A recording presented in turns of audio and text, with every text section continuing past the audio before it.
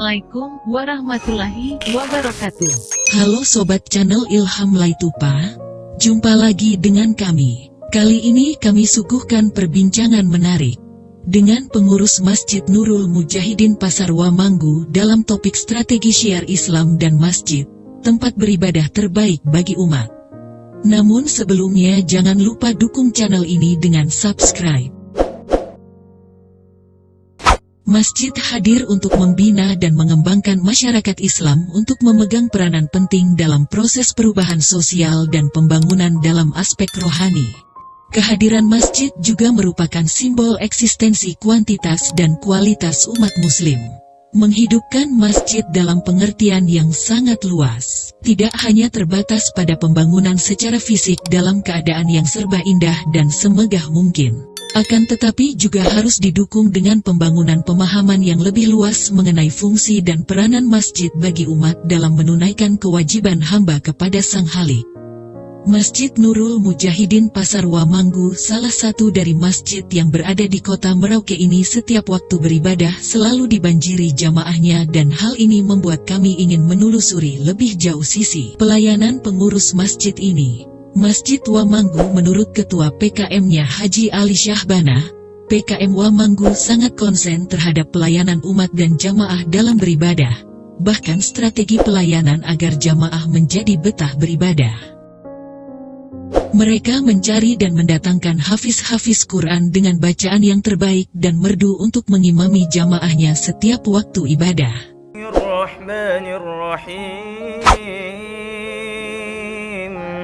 Bukan saja imam yang didatangkan, namun penceramah-penceramah yang saling bergantian didatangkan dari kota Makassar hanya untuk memberikan pelayanan terbaik masjid bagi umat dalam beribadah. Tuntutlah dulu caranya bagaimana beradab, lalu engkau menuntut bagaimana cara. Ikuti dialog syiar kami dengan Ketua PKM Haji Ali Syahbana, Ustadz Andi Eteng, dan para hafiz Quran Abdul Rahman dan Syahrul Fadil. Semoga menjadi inspirasi dan bermanfaat.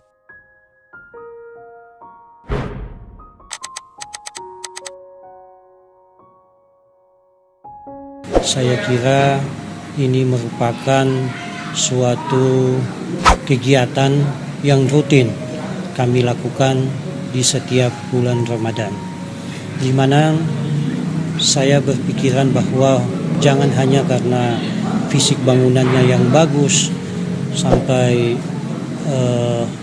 kelihatan sangat mewah, tapi ternyata di dalamnya untuk unsur rohaninya ini sangat minim sekali. Bulan suci Ramadan yang kita butuhkan adalah bagaimana rohani kita menjadi lebih baik, ibadah kita menjadi lebih baik dibanding tahun atau di hari-hari sebelum Ramadan. Kami bersama teman-teman PKM, anggota PKM itu memang sudah sepakat masih 2 bulan sebelum Ramadan kami harus mendatangkan penceramah agar siraman rohani maupun kuliah subuh ini tetap terpenuhi. Dan kami melihat kenapa kami harus mendatangkan penceramah. Bukankah ada penceramah lokal? Benar, ada penceramah lokal, tapi kami ingin berbuat yang lebih, artinya bisa memacu juga jamaah, bukan hanya jamaah yang ada di wilayah Wamanggu sini, tapi bayangkan ada dari Spadem, dari Putrik yang datang hanya untuk bagaimana bisa mereka menerima ilmu agama lain daripada yang selama ini didengar atau didapatkannya. Selain itu, bagaimana kita bisa menciptakan masjid ini bisa menjadi masjid yang makmur. Saya melihat untuk menjadikan masjid yang makmur itu dari segi jamaahnya memang luar biasa ya, harus banyak. Kita bisa bayangkan saf yang kami punya di sini kurang lebih 10 ya, kurang lebih 10 saf. Itu di luar Ramadan itu minimal itu 5 saf itu terisi, apalagi subuh sekitar 7-8 saf. Di bulan Ramadan nyaris ini penuh ya, atas bawah ini penuh. Yang paling susah ini kita mempertahankan jamaah. Bagaimana jamaah ini bisa kerasan dengan beribadah di masjid kita. Yang pertama, kita harus menyiapkan unsur-unsur yang mendukung pelaksanaan ibadah di dalam masjid itu sendiri. Bagaimana imamnya? Ya alhamdulillah kita punya imam rawatib adalah Al-Hafiz ya, alhamdulillah sudah hafiz 27 juz dan dengan lagu-lagunya bisa mengikuti lagu-lagu yang ada di Mekah maupun di Madinah. Ini sungguh suatu luar biasa bagi saya selaku ketua PKM, dan ini sudah menjadi pembicaraan umat di luar bahwa kalau sholat di Wamanggu itu luar biasa, imamnya mantap.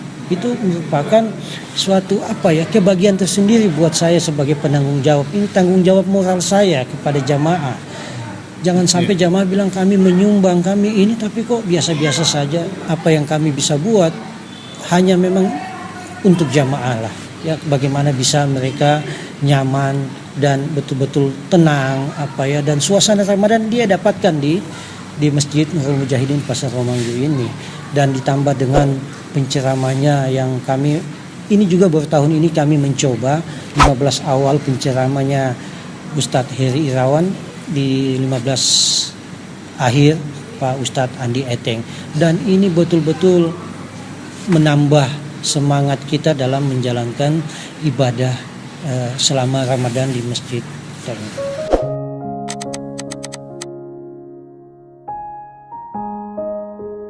Bismillahirrahmanirrahim. Assalamualaikum warahmatullahi wabarakatuh. Waalaikumsalam. Alhamdulillah wassalatu wassalamu ala rasulillah, amma ba'd. Mengenai bagaimana tanggapan saya setelah berada di Merauke ini, tentu saya sangat secara pribadi begitu bahagia, sangat senang bisa berkunjung, bisa bersilaturahmi di Merauke ini. Alhamdulillah, ini kali kedua saya ke Merauke.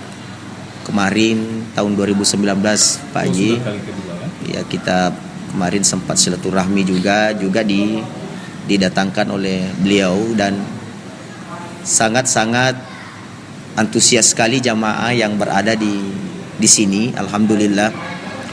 Dan ini adalah suatu hal yang sangat luar biasa kalau menurut saya, karena memang yang namanya memakmurkan itu kita tidak boleh selalu identik dengan ramai.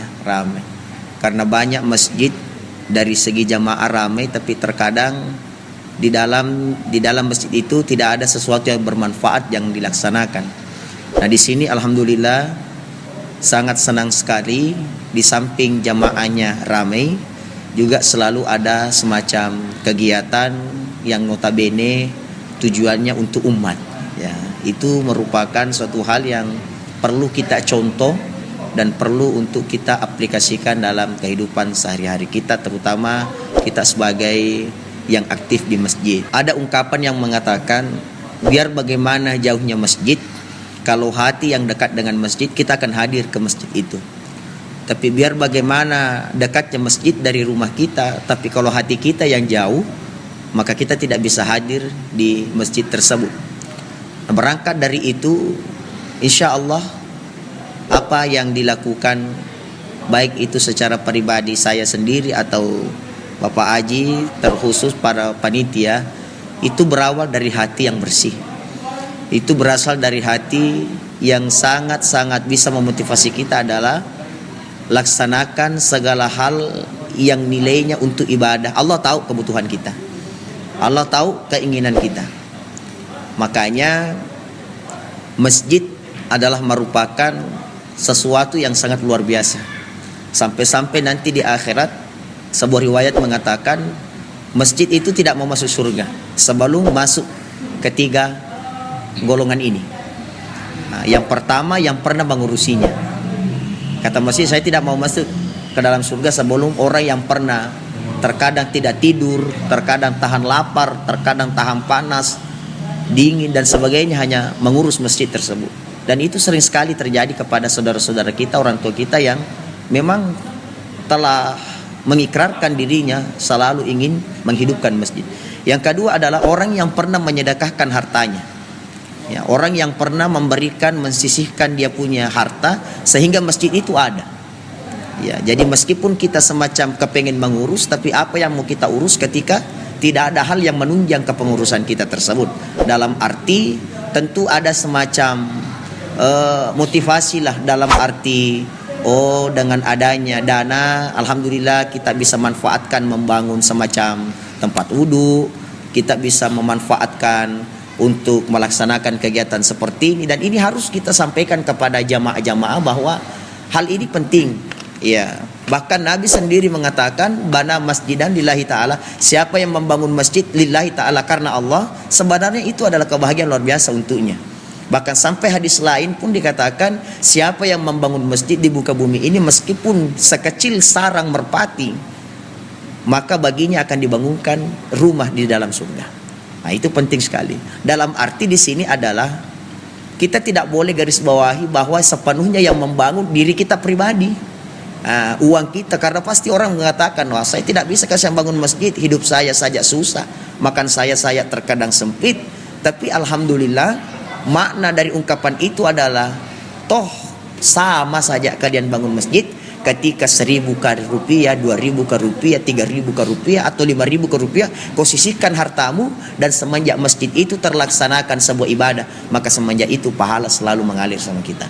Jadi itu yang kedua. Yang ketiga, kata masjid, saya tidak mau masuk surga sebelum masuk surga orang yang pernah menempati saya beribadah, yang sholat di dalamnya, yang mengaji di dalamnya, yang berzikir di dalamnya, yang jelasnya kegiatan-kegiatan yang mendekatkan dirinya kepada Allah. Makanya alangkah baiknya setelah kita sholat, kita pindah ke tempat yang lain. Kita pindah sholat sunnah ke tempat yang lain. Kenapa? Tujuannya adalah semakin banyak yang kita tempati, semakin banyak nanti saksi di hadapan Allah Subhanahu wa taala. Bahkan di dalam Al-Qur'an, innama ya'muru masajidallah man amana billah. Sesungguhnya yang memakmurkan masjid, yang menjaga masjid hanyalah orang beriman. Hanyalah orang beriman. Makanya alhamdulillah, insyaallah apa yang kita senantiasa cita-citakan tentu kebahagiaan. Tentu kebahagiaan. Banyak saudara-saudara kita yang hidupnya bisa jadi hanya selalu ke masjid, tapi lihat keberkahan hidupnya. Alhamdulillah. Minimal Allah kasih ketenangan. Minimal Allah kasih dia semacam aktivitas yang selalu dimudahkan. Kenapa? Karena memang Allah menyampaikan ala bizikrillah tatmainnul qulub.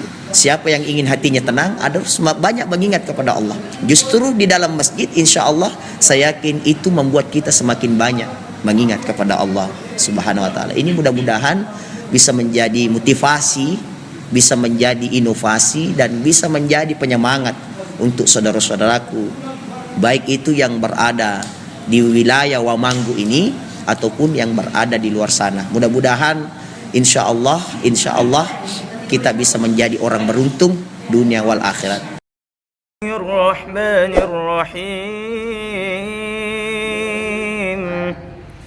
الحمد لله رب العالمين الرحمن الرحيم مالك يوم الدين إياك نعبد وإياك نستعين اهدنا الصراط المستقيم صراط الذين أنعمت عليهم غير المغضوب عليهم ولا الضالين.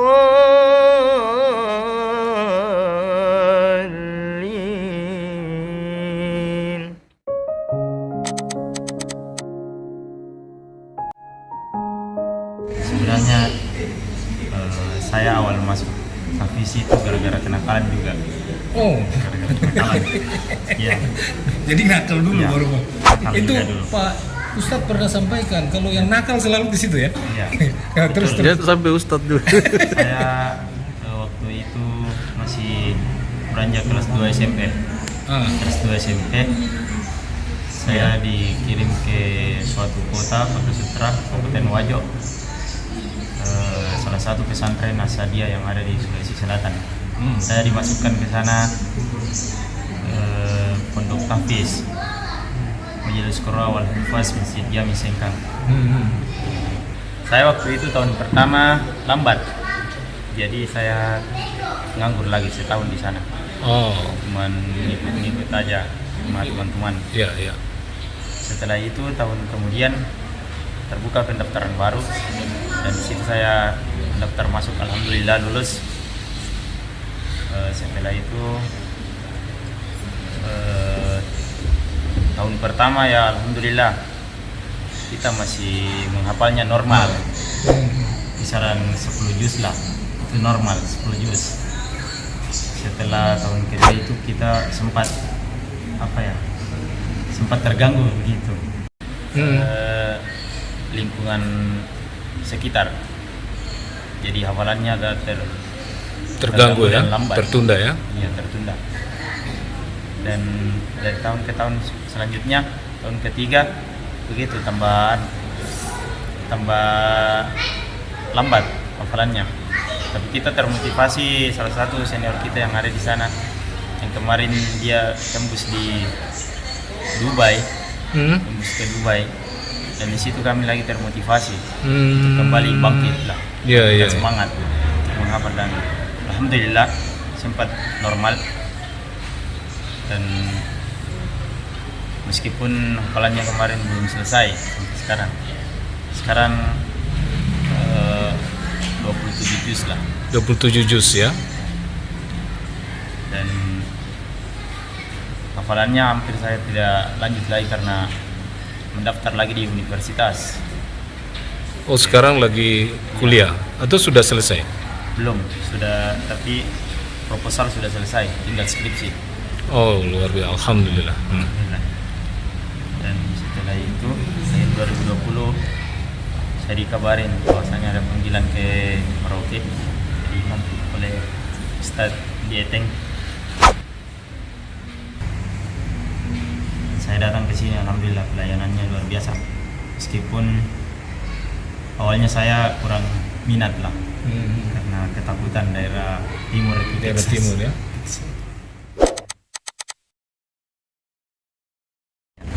Kalau menurut saya itu kalau sudah masuk ke pesantren itu pasti ada hidayah di sana. Jadi masuk nakal-nakalnya pun pasti ada hidayah. Terus terang kemarin ini bukan kemauan saya, tapi kemauan keluarga. Pengaruh memang keras itu di luar, berpengaruh. Saya juga sempat terhenti kemarin gara-gara pengaruh lingkungan begitu. Tetapi setelah saya ikuti pergaulan sana sini, saya berpikir bahwasanya pergaulan sana sini begitu aja. Oh gitu. Ya. Pikiran saya ini, kemungkinan ini memang saya ditakdirkan untuk jadi ustadz kayak. Alhamdulillah.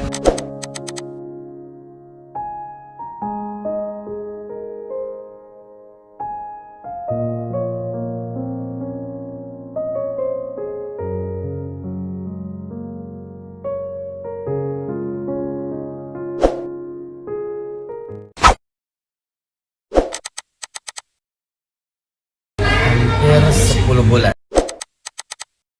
Ya alhamdulillah sudah ada kenyamanan, sudah merasakan kecocokan di sini. Adapun yang memotivasi saya untuk mengabdikan diri ke masjid, tentunya bahwa kita sebagai seorang muslim itu diberikan kewajiban untuk melaksanakan kewajiban, yaitu sholat ya, karena sholat itu adalah hal yang utama.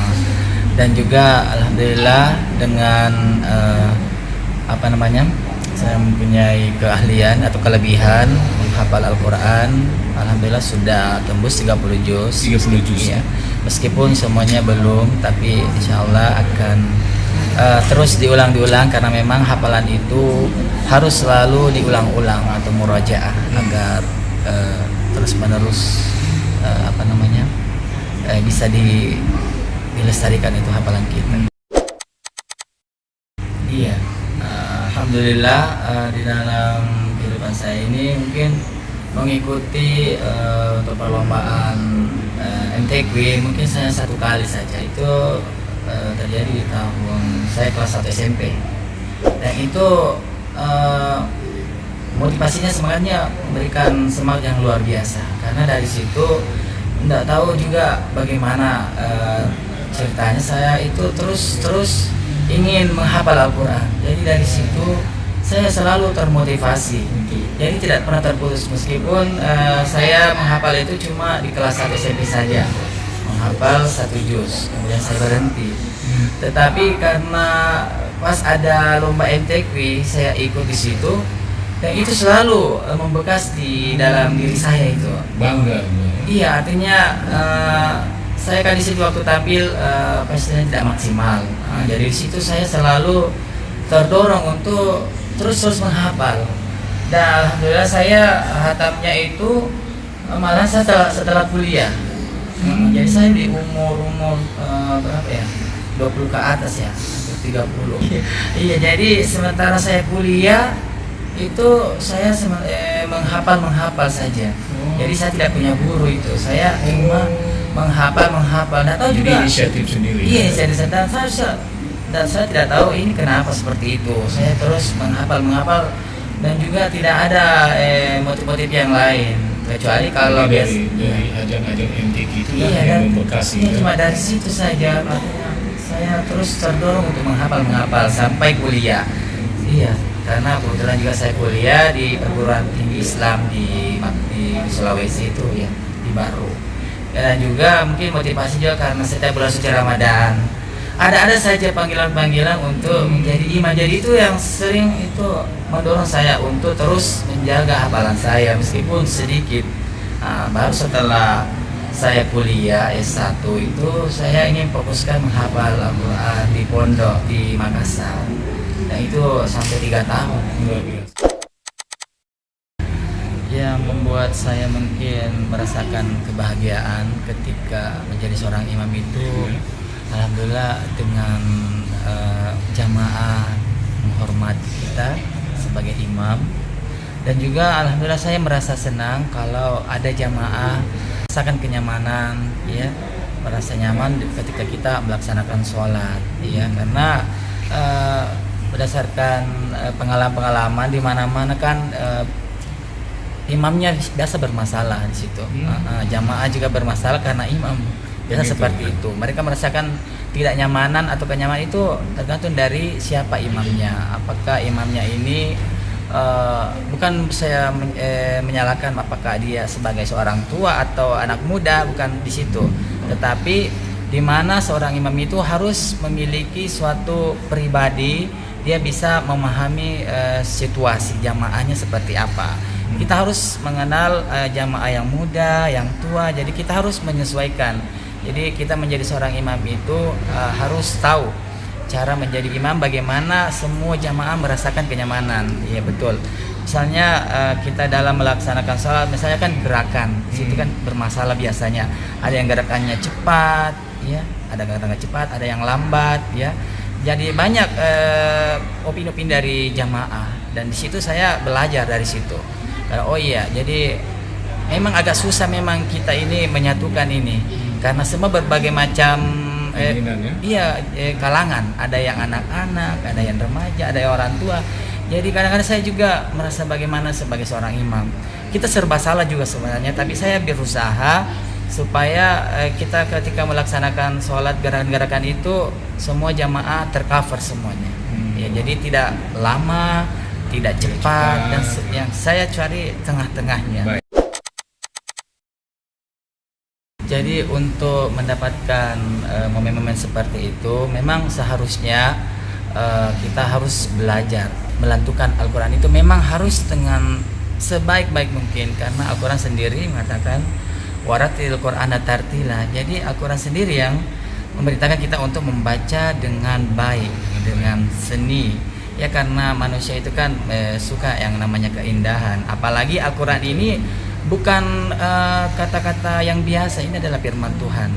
Jadi bagaimana caranya sehingga ayat-ayat Al-Quran itu memberikan pengaruh kepada orang yang mendengarkan, maka harus dilantunkan dengan sebaik mungkin, ya, dengan lantunan-lantunan yang bisa menyentuh. Ya, seperti lagu-lagu, ya, kita dengarkan lagu-lagu kan itu dengan irama yang enak, pasti kita akan merasakan ketenangan. Apalagi ini Al-Quran. Jadi Al-Quran itu di samping kita dengarkan, dia akan memberikan pengaruh yang kuat dalam diri kita, bahkan iya akan memberikan energi positif buat kita. بسم الله الرحمن الرحيم الرحمن علم القرآن خلق الإنسان علمه البيان الشمس والقمر بحسبان والنجم والشجر يسجدان والسماء رفعها ووضع الميزان ألا تطغوا في الميزان وأقيموا الوزن بالقسط ولا تخسروا الميزان والأرض وضعها للأنام فيها فاكهة والنخل ذات الأكمام والحب ذو العصف والريحان فبأي آلاء ربكما تكذبان صدق الله العظيم.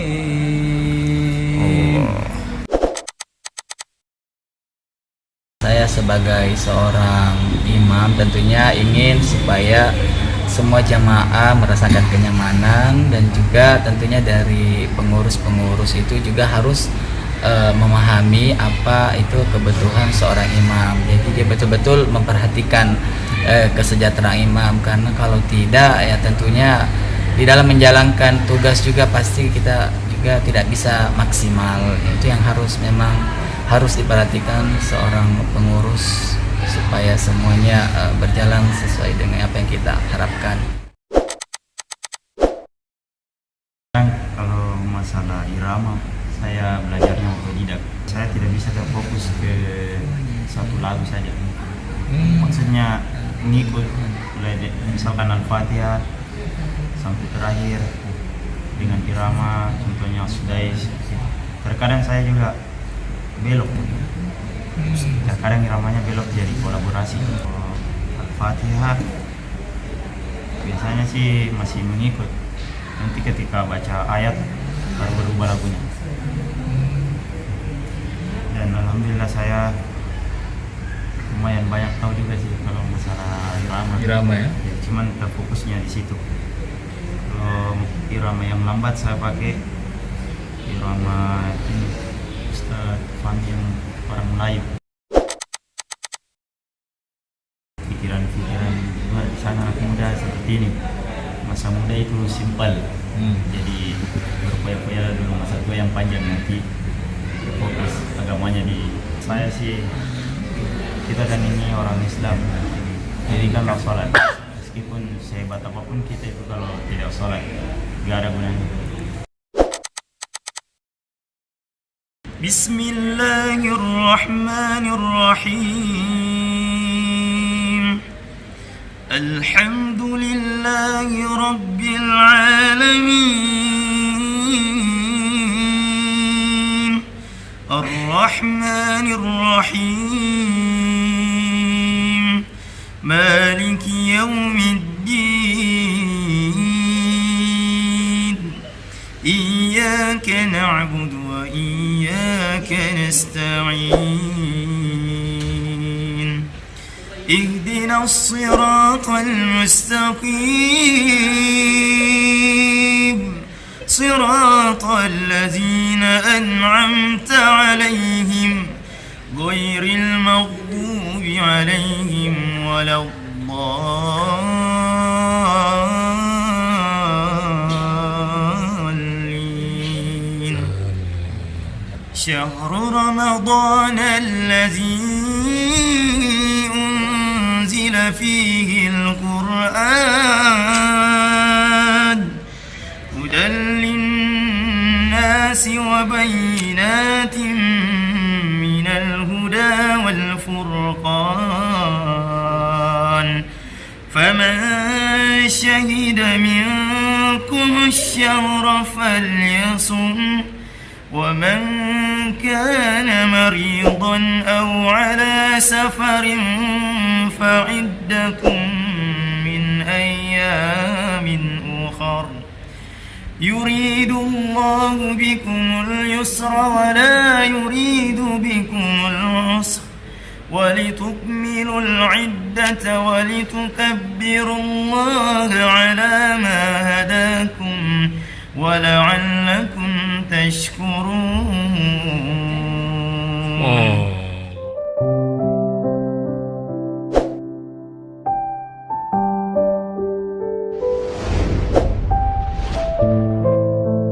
Demikian dialog santai kita dengan pengurus PKM Masjid Nurul Mujahidin Pasar Wamanggu. Semoga bermanfaat, sampai berjumpa di lain episode.